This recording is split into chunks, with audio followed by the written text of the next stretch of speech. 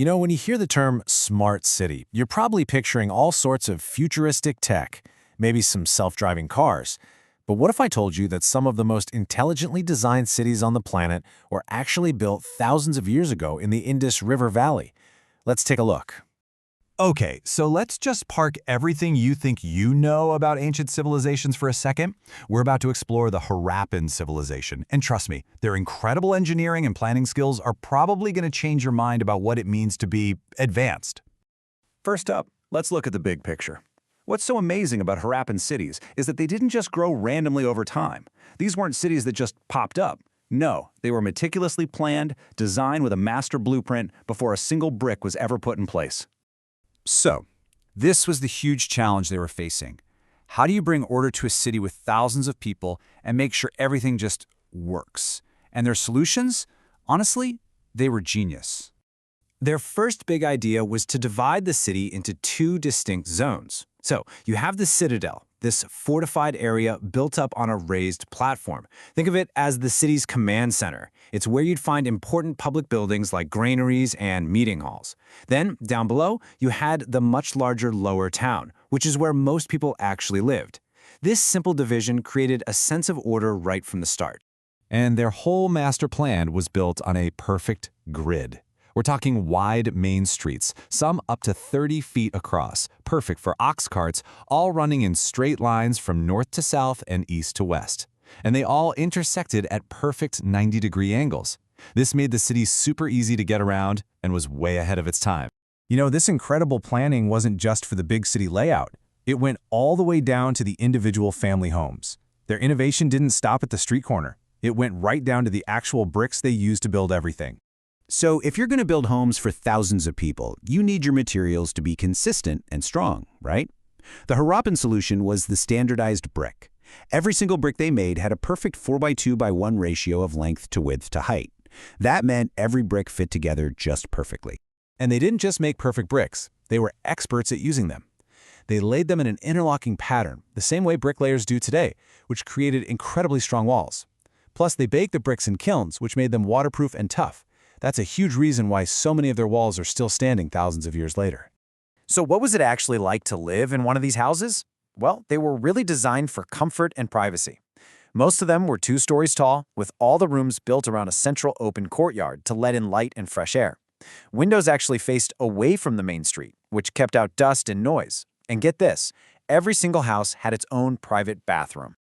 Yeah, that last part, a bathroom in every house, that brings us to what might be the most mind-blowing Harappan achievement of all, their city-wide plumbing and sanitation system. This was the real secret to keeping their cities so healthy. I mean, it's a massive challenge that cities still deal with today. How do you supply clean water and get rid of waste for a huge population? Well, the Harappans had a 2-part answer that was just light years ahead of its time. So first up, clean water. Instead of having everyone lug heavy buckets from the river, they did something brilliant. They built hundreds of private wells.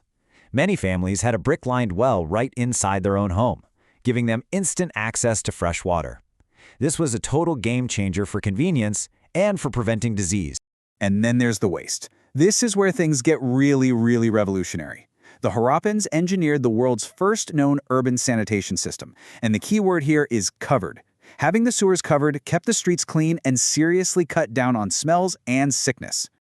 Here's how it all worked. Wastewater from a home's kitchen and bathroom would flow through a pipe into a larger, covered drain that ran alongside the street. These main drains then carried all the city's waste safely away from where people lived. And the really smart part? The drain covers could be lifted up so the whole system could be inspected and cleaned out. But they didn't stop there. They even figured out how to keep the drains from getting all clogged up. They built these things called silt traps. Basically, these were deeper pits built right into the drain where heavier gunk like sand and mud would settle at the bottom, letting the water just flow freely right over the top. It was a simple but crucial feature to keep the whole system running smoothly. Okay, so a city this well-designed has to have systems to manage daily life, right? So let's talk about how they handled things like food, business, and even keeping the city safe. To make sure nobody went hungry, they built these absolutely massive public granaries. And these weren't just big sheds. They were built on high platforms to protect the grain from floods, and they even had special air vents to keep the wheat and barley from spoiling. This was their high-tech food security system. And what about trade? Well, for business to work, you need fairness. So the Harappans developed this super precise system of weights. They used these beautifully polished stone cubes, and the system was simple. Each weight was exactly double the one before it. This kind of standardization meant a merchant in one city could trade fairly with someone hundreds of miles away. And finally, how did they protect these amazing cities? They were surrounded by these massive walls, sometimes dozens of feet thick. Now, you might think these were just for defense against enemies, but their main job was probably to protect the entire city from the huge yearly floods of the Indus River. Talk about planning for your environment. So when you step back and you look at the whole picture, the planning, the engineering, the plumbing, you see a civilization that was thinking about how to live together in a way that was just completely unique for its time. Their legacy really is a blueprint that still holds lessons for us today. Honestly, the level of thinking that went into their city planning, especially that focus on clean water and hygiene, was simply unmatched. Nobody else was doing anything like it. In many ways, they set a standard for public health that wouldn't be seen again for thousands of years. And what's crazy is that their ideas are still all around us. That street grid system that makes it easy to find your way around a modern city, that's a Harappan idea.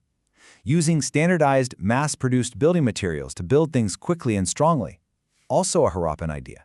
These ancient principles are still fundamental to how we build our world. And that really leaves us with one final thought, doesn't it? In a world where our own smart cities are struggling with things like sustainability and public health, what else can we learn from this ancient blueprint for living together in a clean, organized, and healthy way?